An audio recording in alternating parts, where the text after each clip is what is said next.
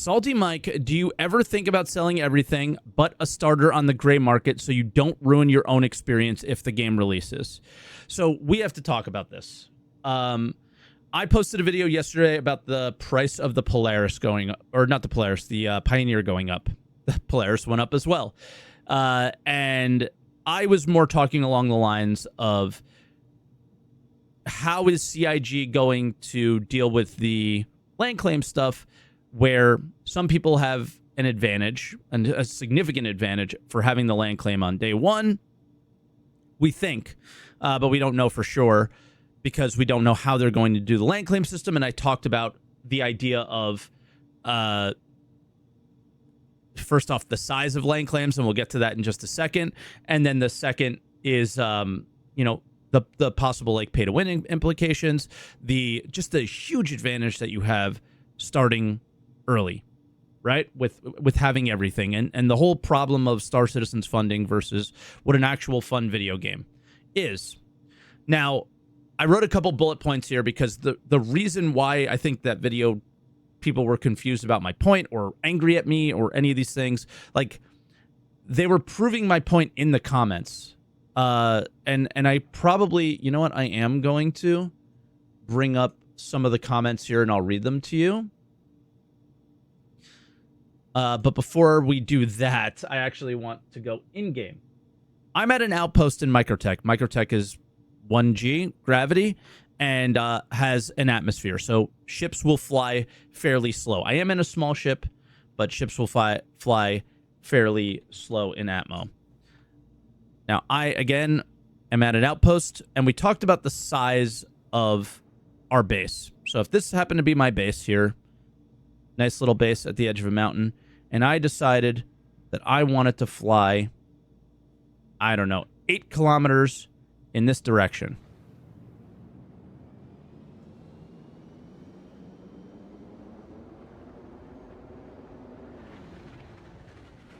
How far away am I from that base? I'm already 2 kilometers in 2 seconds, basically, right? So yes, 8 kilometers is really, really big in terms of real world space if we were walking, right? So me owning this entire land claim, I do understand that you are thinking, wow, that's really huge. And it is. What I was trying to point out is that this isn't real life. I'm already 7, right? So probably over here on this ridge, I'll be at 8. So the point I was trying to make there, so I have to kind of address this with another video, I guess, is that if my refinery was here, but my mining extractors were there, it is incredibly, like, the tiniest amount of time to travel between those locations. I know there are ground vehicles in the game. At this point, at this moment in Star Citizen, they are role-playing vehicles. They are not useful in any way, shape, or form outside of the ones that you can respawn in, or certain ones that you can, like motorcycles that you can go under the radar a little bit with, and things like that. But if you are doing base management, in reality, if I knew exactly where my extractors were, I would be able to get to them in 2 seconds, right? So because we're in 1,000 years in the future and we have spaceships and all these things, yes, getting from one part of my base to another makes the 8 kilometer by 8 kilometer thing very small, because in general, the world that we live in now is getting smaller and smaller and smaller because you can travel, 1,200 miles in 3 hours on a plane, things like that, right? But that is very big. That's the point I was trying to make, is because everyone, again, uses the real world scenario of 8 kilometers is this far and it's from here to there. Like, okay, well, in Star Citizen, it's 10 seconds. So that's the point I was trying to make there. Now let's talk about the I guess the pay to win stuff. So people are Very confused. Here's one. You're arguing for your benefit. Funny take for a streamer and an org leader who has been campaigning against NPC crew, NPC economy, unrestricted PvP, luring players into PvP, locking progression behind PvP, domination-oriented gameplay in general. What if owning land on start shouldn't just matter because it doesn't give you any benefit because the game is not designed to be a race where you don't play 6 hours a day, you fall behind. You have no idea what the game's design is, once again. And these are again, people pointing out that they just don't understand anything because we don't know anything yet. So people come in with absolutes about what things are going to be. I talk about what I want things to be. So let's talk about that for a little bit, what I think things should be. The point that I want to make, and we'll come back to the game, is right here below this tree line is the highest value, I don't know, let's use a high value ore in the game, gold. Highest value gold, the highest material quality, whatever, right under these trees. On day one, I purchased a Pioneer for real money. You did not. I'm able to extract that ore on day one, where if we all started at the same time, it may take us a week, a day, 2 days, 3 days, 4 days. Depends on how focused you are on that path, right? To get that. So for people who, and I saw a lot of comments about this, that whatever I do doesn't affect you. This is a multiplayer game, and this is a game that is definitely going to have a player, not driven necessarily, but player focused economy. So anything that you do does affect me, because that could have been gold that I could have found myself, right? Yeah, if you start with the steel pickaxe, but I start with the stone tools, is that fair? No. So what I'm advocating for, and yes, I purchased a Pioneer. I did it in 2018, and it was stupid, right? But the question that somebody asked earlier, and that we still haven't touched on yet, is would I get rid of all of my stuff? Why would I? Because it is a competitive game. It is a multiplayer game, and I do want to do those things. And that's the problem. Is that I'm somebody who had money, I don't really have that much now, and time. I'm the one who breaks the experience for people, and then the experience also gets broken for people who don't have time and don't have a lot of money, right? What if you're working 2 jobs and you're just scraping by, but you really like Star Citizen, and you can't get that gold because somebody else got it first, right? And yeah, I see this in chat. Time is very valuable in an MMO. That's the point that I was trying to make, is that we'll all get to the same goal, maybe not getting this gold, but we'll all be able to build the base that we want, probably, things like that. Or you may not ever be able to. Some things are going to be for really large corporations and orgs, and some things are going to be for solo players. And that's the other thing that I'm seeing in the comments is, why shouldn't I be able to do some things? Like somebody basically made a comment as if they were going to be a solo Pioneer pilot, and that they should be able to build what they want with the Pioneer. What does the Pioneer do that other ships don't? Obviously, it has the things on its, like you're able to build, it's basically like a mobile crafting base, right? But the main thing that it does that other things don't do is it builds, I think, extra large, or is able to build more large things. I can't remember from that, but it's also able to build space stations. Is a solo player going to build a space station? Maybe. My guess is that's going to be really hard. It's going to be a lot of resources, and how are they going to get all those things, right? So you guys are missing the point. What I'm going for, and pay to win in video games is just less good for the video game and everyone playing it. But pay to win is good for the portion of the player base that doesn't have a lot of time but wants to have fun, right? They want to do what they want to do. And what I'm advocating for is a healthy video game. And a healthy video game would be, we all start on day one with an Aurora, and whatever happens, happens. That would be the most healthy scenario for a video game. I get that that's not the reality of the world that we live in today. It just isn't. So what I'm really advocating for, because we've already purchased the spaceships, right? I would love a server I would love CIG to make one server that is like that. Right? That would be amazing, just to see what happens. I would love to see one hardcore server, and then that'd be fine. But I don't want to split the player base between hardcore servers and regular servers. Because let me tell you something. To answer the question, to get back to that original question of would I get rid of everything, I technically have. I have an account that is just a starter ship. I think it has a cutter. And I really enjoy playing that account as a solo player. It's really fun. It's really rewarding. It's really enjoyable. But as somebody who also has an org and wants to, compete, with the way the funding model has been designed, I cannot compete without swiping. Nobody can. We're assuming that there's going to be some competition here. How do you compete without swiping? You cannot. And that's the problem. That's where Star Citizen, the game, got worse instead of being the game that it could have been. All that's water under the bridge. It's gone. The points that I was trying to make yesterday was about how are they going to move forward with land claims. Yes, there's some land claims out there, but they're limited. Right? The last time they sold land claims was a long time ago, I think. I don't remember when they stopped, but we have to assume that they're going to be quite limited compared to what we have in terms of player base and what we would have if the game ever comes out and it's good. So what I'm advocating for is a less pay-to-win example there, right?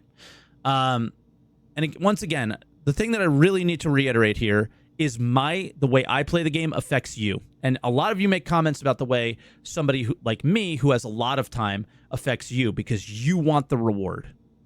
You want to be able to do the same thing as somebody like me. But it's very easy to just flip the switch on you and say, okay, but you got it in 2 seconds and you didn't earn it and you didn't play and you didn't work for it. You didn't learn how to play the game. You didn't do anything. So you're now taking the reward from me and making it less valuable because there's more pioneers out there or there's less land claims for people to get and all these things because you swiped your credit card. It goes both ways. And my argument is I'm bad because I'm able to play forever. You're bad because you're swiping your credit card, and we have to find a middle ground that is kind of good for everybody. And I think the middle ground is ships are going to be ships. Hopefully, the insurance stuff will bring them back to tier 1 when you fully lose them, and then you have to kind of get them back up to level 5 or things like that. We already know CIG is going to sell gold. I throw my hands up on that one, right? Maybe they should do something like a premium currency or something. I don't know. I do not know. And I'm not going to claim that I have any idea of what's better there. But I'll end with this. What happened to playing the game? What happened to learning the game? What happened to struggling in a game? What happened to that? People in chat were talking earlier about how other games reduce the difficulty of their gameplay because most of their player base can't complete it, and they're like their end game stuff. And isn't that the fun? Isn't that the fun? I don't get it. Like, that's the part that I don't get. Is let's use the what's a good example? Maybe the sandworm, right? Let me see if I can find a video of it just to have it in the background. What if the sandworm is really hard? Right? What if the sandworm is really, really, really difficult to complete? Here we go.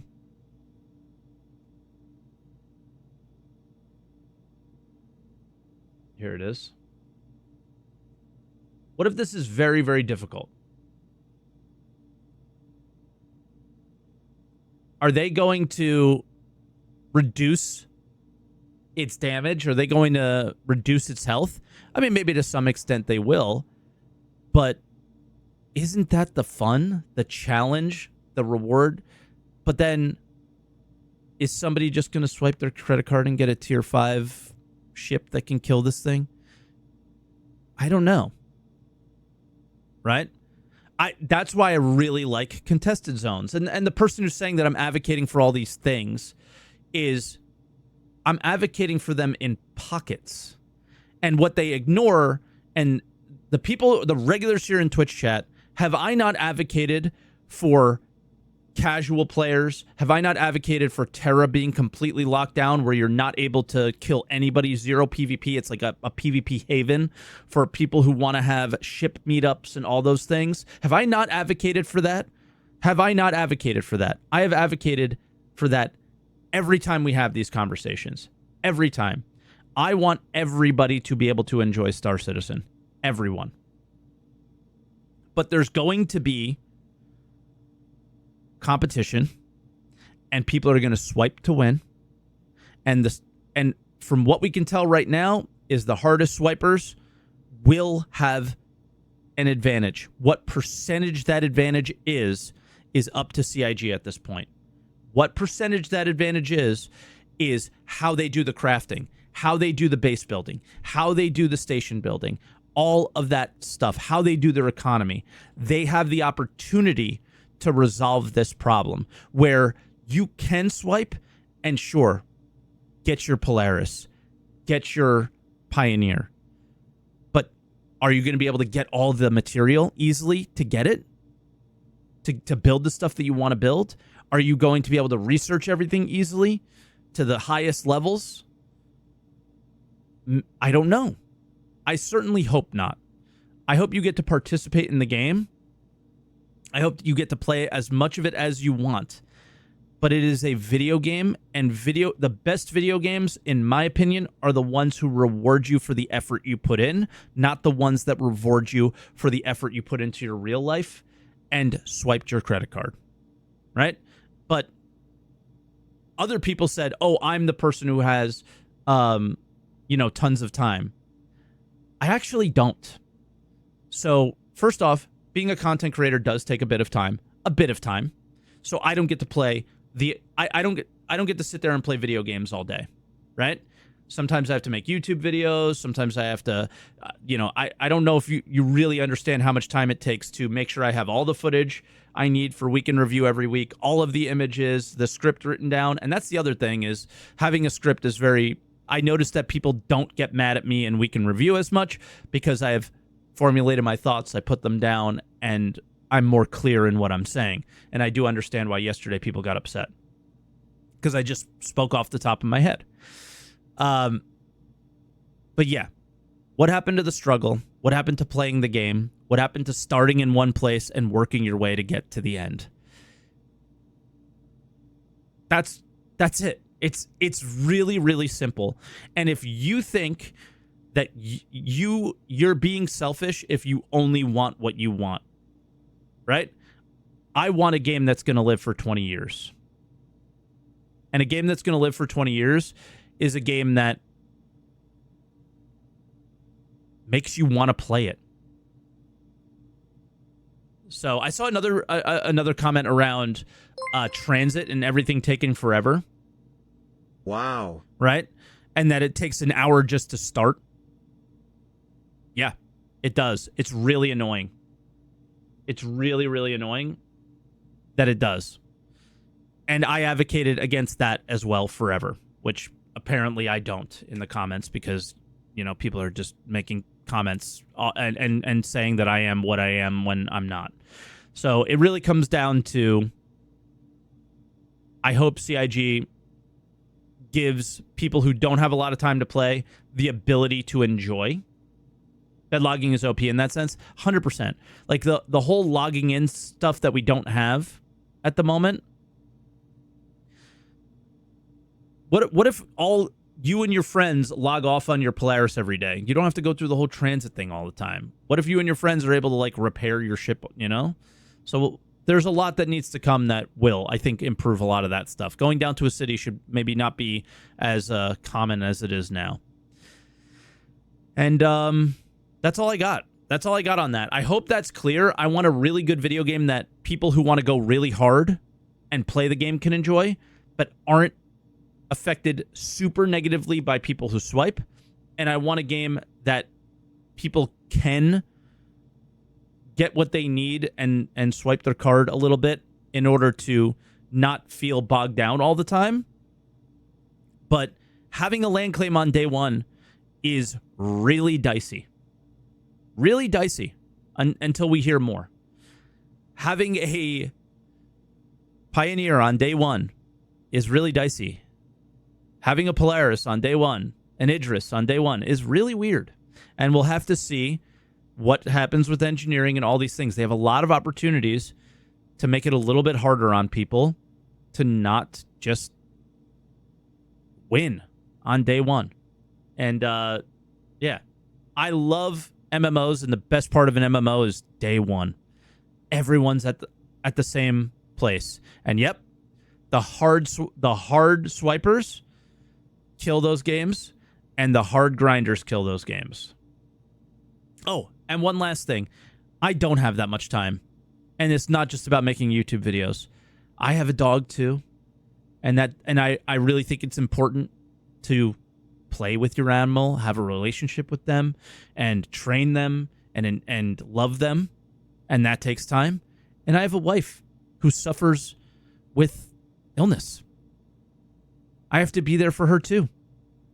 I don't get to play all day, all the time. Right? I get my little 4 hours in the morning to play video games. That's maybe 2 hours more than you at night after work. I don't get to play 10 hours a day. I might try on days that she's feeling good, things like that. But I don't get to do that all the time either. Right? And the difference between me and some of these other people is that I accept that the effort that I put in, I will get out the equal reward. What some of you don't accept is that that's not how it should work. Is that whatever effort I put into swiping my credit card is what the reward I should get out. Your gameplay affects mine. My gameplay affects yours. We all affect each other. And that's what makes the game great. That's what's supposed to make the game great.